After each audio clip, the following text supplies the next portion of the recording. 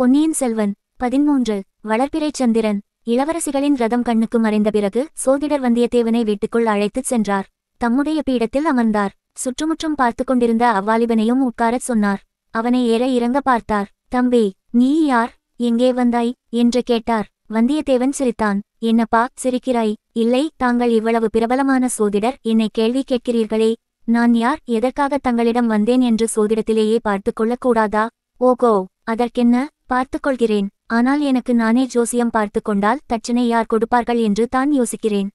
வந்தியத்தேவன் புன்னகை செய்துவிட்டு, சோதிடரே, இப்போது இங்கே வந்துவிட்டு போனார்களே, அவர்கள் யார் என்று கேட்டான். ஓ, அவர்களா? நீ யாரை பற்றி கேட்கிறாய் என்று எனக்கு தெரிகிறது. நீ என் சீடனை பிடித்து இழுத்துக் கொண்டு உள்ளே நுழைந்தபோது இங்கே இருந்தார்களே, அவர்களை பற்றித்தான் கேட்கிறாய், இல்லையா? ரதத்தில் ஏறிக்கொண்டு பின்னால் புழுதியை கிளப்பி விட்டுக் கொண்டு போனார்களே, அவர்களை பற்றித்தானே என்று குடந்தை சோதிடர் சுற்றி வளைத்து கேட்டார். ஆமாம் ஆமாம், அவர்களை பற்றித்தான் கேட்டேன். நன்றாக கேள். கேட்க வேண்டாம் என்று யார் சொன்னது? அவர்கள் 2 பேரும் 2 பெண்மணிகள். அது எனக்கே தெரிந்து போய்விட்டது. சோதிடரே, நான் குருடன் இல்லை. ஆண்களையும் பெண்களையும் நான் வித்தியாசம் கண்டுபிடித்து விடுவேன். பெண் வேடம் பூண்ட ஆணாயிருந்தால் கூட எனக்கு தெரிந்து போய்விடும். பின்னே என்ன கேட்கிறாய்? பெண்கள் என்றால் அவர்கள் இன்னார் இன்னர் ஜாதி. ஓகோ, அதையா கேட்கிறாய்? பெண்களில் பத்மினி, சித்தினி, காந்தர்வி, வித்யாதரி என்பதாக 4 ஜாதிகள் உண்டு. உனக்குச் சாமுத்திரிகா லட்சண சாஸ்திரத்தில் கொஞ்சம் பயிற்சி இருக்கும் போலிருக்கிறது. அந்த 4 ஜாதிகளில் இவர்கள் பத்மினி, காந்தர்வி ஜாதிகளை சேர்ந்தவர்கள். கடவுளே! ஏன் அப்பனே, கடவுளை நான் கூப்பிட்டல் நீங்கள் ஏன் என்று கேட்கிறீர்களே, அதில் என்ன பிசகு? கடவுள் சர்வாந்தர்யாமி என்று நீ கேட்டதில்லையா? பெரியவர்களுடைய சகவாசம் உனக்கு அவ்வளவாக கிடையாது போலிருக்கிறது. எனக்குள்ளே இருப்பவரும் கடவுள்தான், உனக்குள்ளே இருப்பவரும் கடவுள்தான். நீ இழுத்துக்கொண்டு உள்ளே வந்தாயே, அந்த என் சீடனுக்குள்ளே இருப்பவரும் கடவுள்தான். போதும் போதும், நிறுத்துங்கள். இத்தனை நேரம் பேசச் சொன்னதும் கடவுள்தான், இப்போது நிறுத்தச் சொல்வதும் கடவுள்தான். சோதிடரே, இப்போது இங்கேயிருந்து போனார்களே, அந்த பெண்கள் யார், எந்த ஊர், என்ன குலம், என்ன பெயர் என்று கேட்டேன். சுற்றி வளைக்காமல் மறுமொழி சொன்னால் எனக்கு நீ என்ன தருவாய் அப்பனே? என் வந்தனத்தை தருவேன். உன் வந்தனத்தை நீயே வைத்துக்கொள்.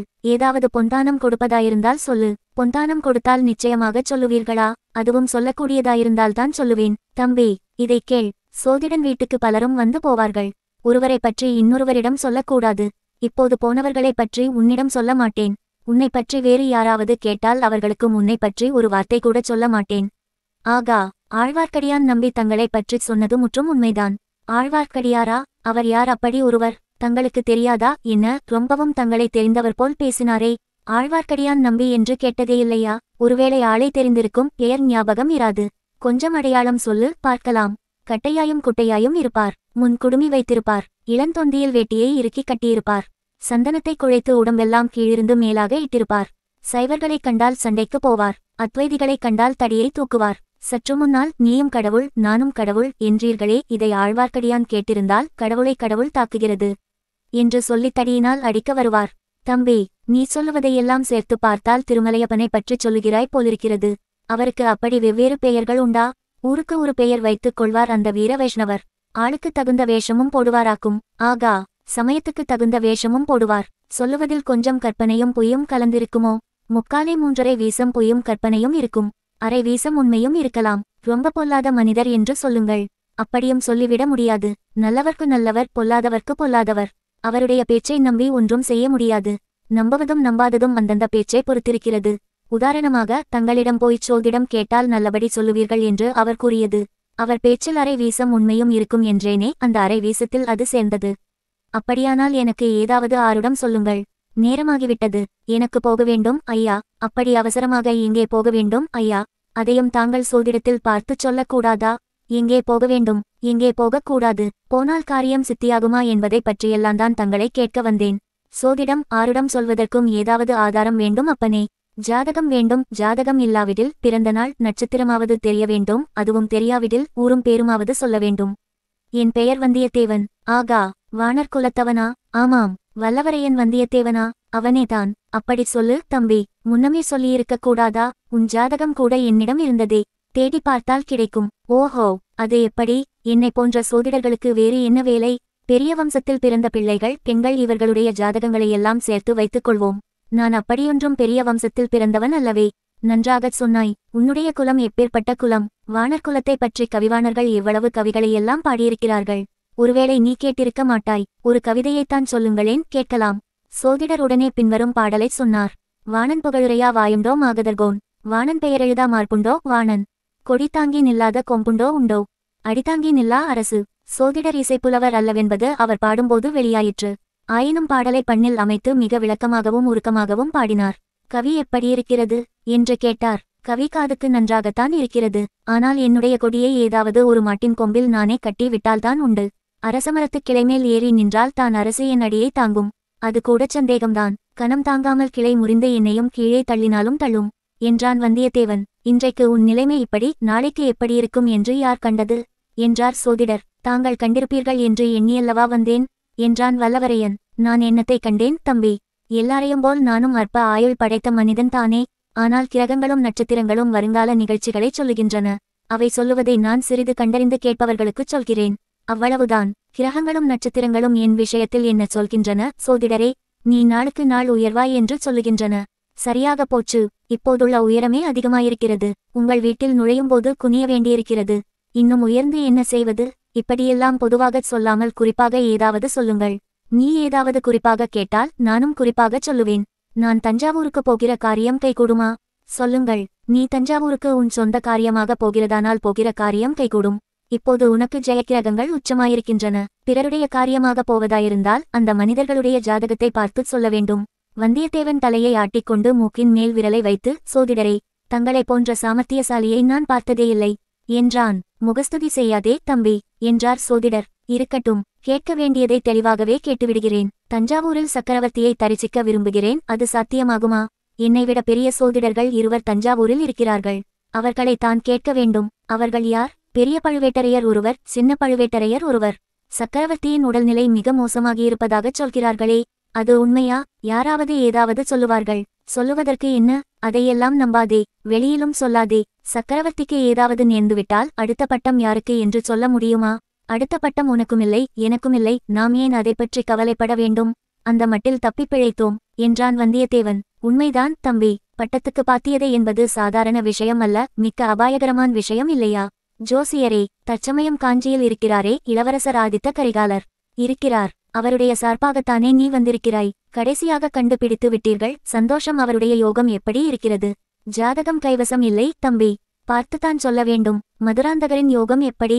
அவருடையது விசித்திரமான ஜாதகம். பெண்களின் ஜாதகத்தை ஒத்தது. எப்போதும் பிறருடைய ஆதிக்கத்துக்கு உட்பட்டிருப்பது.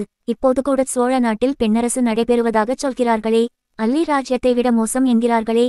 எங்கே அப்படிச் சொல்லுகிறார்கள்? கொள்ளிடத்துக்கு வடக்கே சொல்லுகிறார்கள். பெரிய பழுவேட்டரையர் புதிதாக மனம் புரிந்து கொண்ட இளைய ராணியின் ஆதிக்கத்தை பற்றிச் சொல்கிறார்கள் போலிருக்கிறது. நான் கேள்விப்பட்டது வேறு. என்ன கேள்விப்பட்டாய்? சக்கரவர்த்தியின் திருக்குமாரி குந்தவை பிராட்டிதான் அவ்விதம் பெண்ணரசு செலுத்துவதாகச் சொல்கிறார்கள். சோதிடர் சற்றே வந்தியத்தேவன் முகத்தை உற்று பார்த்தார். சற்று முன் அந்த வீட்டிலிருந்து சென்றது குந்தவை தேவி என்று தெரிந்து கொண்டுதான் அவ்விதம் கேட்கிறானோ என்று முகத்திலிருந்து அறிய முயன்றார். ஆனால் அதற்கு அறிகுறி ஒன்றும் தெரியவில்லை. சுத்த தவறு தம்பி. சுந்தர சோழ சக்கரவர்த்தி தஞ்சையில் இருக்கிறார். குந்தவை பிராட்டி பழையாறையில் இருக்கிறார். மேலும் மேலும் என்ன? ஏன் நிறுத்திவிட்டீர்கள்? பகலில் பக்கம் பார்த்து பேச வேண்டும், இரவில் அதுவும் பேசக்கூடாது. ஆனாலும் உன்னிடம் சொன்னால் பாதகமில்லை. இப்போது சக்கரவர்த்திக்கு அதிகாரம் ஏது?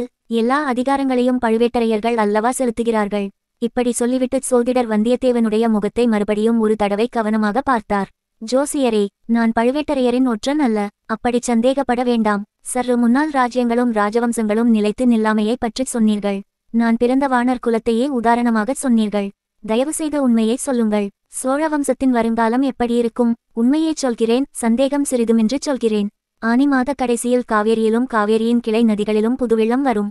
அப்போது அது நாளுக்கு நாள் பெருகப்போகும். புது வெள்ளம் என்பது காவேரி தீரத்தில் உள்ளவர்களுக்கு நன்றாய் தெரியும். ஆவணி புரட்டாசி வரையிலும் வெள்ளம் பெருகிக் கொண்டுதானிருக்கும். கார்த்திகை மார்கழியில் வெள்ளம் வடிய ஆரம்பிக்கும். இது வடிகிற வெள்ளம் என்பதும் காவேரி கரையில் உள்ளவர்களுக்கு தெரிந்து போகும். சோழ சாம்ராஜ்யம் இப்போது நாளுக்கு நாள் பெருகும் புதுவெள்ளத்தை ஒத்திருக்கிறது. இன்னும் பல 100 வருஷம் இது பெருகி பரவிக் கொண்டேயிருக்கும். சோழ பேரரசு இப்போது வளர்பிறை சந்திரனாக இருந்து வருகிறது. பௌர்ணமிக்கும் இன்னும் பல நாள் இருக்கிறது. ஆகையால் மேலும் மேலும் சோழ மகாராஜ்யம் வளர்ந்து கொண்டேயிருக்கும். இத்தனை நேரம் தங்களுடன் பேசியதற்கு இந்த ஒரு விஷயம் தெளிவாகச் சொல்லிவிட்டீர்கள். வந்தனம், இன்னும் ஒரு விஷயம் மட்டும் முடியுமானால் சொல்லுங்கள். எனக்கு கப்பல் ஏறி கடற்பிரயாணம் செய்ய வேண்டும் என்ற விருப்பம் ரொம்ப நாளாக இருக்கிறது. அந்த விருப்பம் நிச்சயமாக கைகூடும். நீ சகடயோகக்காரன். உன் காலில் சக்கரம் இருப்பது போலவே ஓயாமல் சுற்றிக் கொண்டிருப்பாய். நடந்து போவாய், குதிரை ஏறி போவாய், யானை மேல் போவாய், கப்பல் ஏறியும் போவாய். சீக்கிரமாகவே உனக்கு கடற்பிரயாணம் செய்யும் யோகம் இருக்கிறது. ஐயா, தென்திசை படையின் சேனாபதி, தற்சமயம் ஈழத்திலே யுத்தம் நடத்தும் இளவரசர் அருள்மொழிவர்மரை பற்றி தாங்கள் சொல்லக்கூடுமா? கிரகங்களும் நட்சத்திரங்களும் அவரை பற்றி என்ன சொல்லுகின்றன? தம்பி, கப்பலில் பிரயாணம் செய்வோர் திசையறிவதற்கு ஒரு காந்த கருவியை உபயோகிக்கிறார்கள். கலங்கரை விலங்கங்களும் உபயோகப்படுகின்றன. ஆனால் இவற்றையெல்லாம் விட நடுக்கடலில் கப்பல் விடும் மாலுமிகளுக்கு உறுதுணையாயிருப்பது எது தெரியுமா? வடதிசையில் அடிவானத்தில் உள்ள துருவ நட்சத்திரந்தான். மற்ற நட்சத்திரங்கள், கிரகங்கள் எல்லாம் இடம் பெயர்ந்து போய்க் கொண்டேயிருக்கும். சப்தரிஷி மண்டலமும் திசை மாறி பிரயாணம் செய்யும். ஆனால் துருவ நட்சத்திரம் மட்டும் இடத்தை விட்டு அசையாமல் இருந்த இடத்திலேயே இருக்கும். அந்த துருவ நட்சத்திரத்தை போன்றவர் சுந்தர சோழ சக்கரவர்த்தியின் கடைக்குட்டி புதல்வரான இளவரசர் அருள்மொழிவர்மர். எதற்கும் நிலைகலங்காத திட சித்தமுடையவர். தியாகம், ஒழுக்கம் முதலிய குணங்களில் போலவே வீரபௌருஷத்திலும் சிறந்தவர். கல்வியறிவைப் போலவே உலக அறிவும் படைத்தவர். பார்த்தாலே பசி தீரும் என்று சொல்லக்கூடிய பால் வடியும் கலைமுகம் படைத்தவர். அதிர்ஷ்ட தேவதையின் செல்வ புதல்வர். மாலுமிகள் துருவ நட்சத்திரத்தை குறிக்கொள்வது போல் வாழ்க்கை கடலில் இறங்கும் முன் போன்ற வாலிபர்கள் அருள்மொழிவர்மரை குறியாக வைத்துக் கொள்வது மிக்க பலன் அளிக்கும். அப்பப்பா, இளவரசர் அருள்மொழிவர்மரை பற்றி எவ்வளவெல்லாம் சொல்கிறீர்கள்! காதலனை காதலி வர்ணிப்பது போல் அல்லவா வர்ணிக்கிறீர்கள்? தம்பி, காவிரி தீரத்திலுள்ள யாரை கேட்டாலும் என்னைப் போலத்தான் சொல்வார்கள். மிக்க வந்தனம் சோதிடரே. சமயம் நேர்ந்தால் உங்கள் புத்திமதியின்படியே நடப்பேன். உன்னுடைய அதிர்ஷ்ட கிரகமும் உச்சத்துக்கு வந்திருக்கிறது என்று அறிந்துதான் சொன்னேன். போய் வருகிறேன் சோதிடரே. என் மனமார்ந்த வந்தனத்துடன் என்னால் இயன்ற பொன் தனமும் கொஞ்சம் சமர்ப்பிக்கிறேன். தயவு செய்து பெற்றுக்கொள்ள வேணும். இவ்விதம் கூறி 5 கழஞ்சு பொன் நாணயங்களை வந்தியத்தேவன் சமர்ப்பித்தான். வானர்குலத்தின் கொடைத்தன்மை இன்னமும் பட்டுப்போகவில்லை என்று சொல்லிக்கொண்டு சோதிடர் பொன்னை எடுத்துக்கொண்டார்.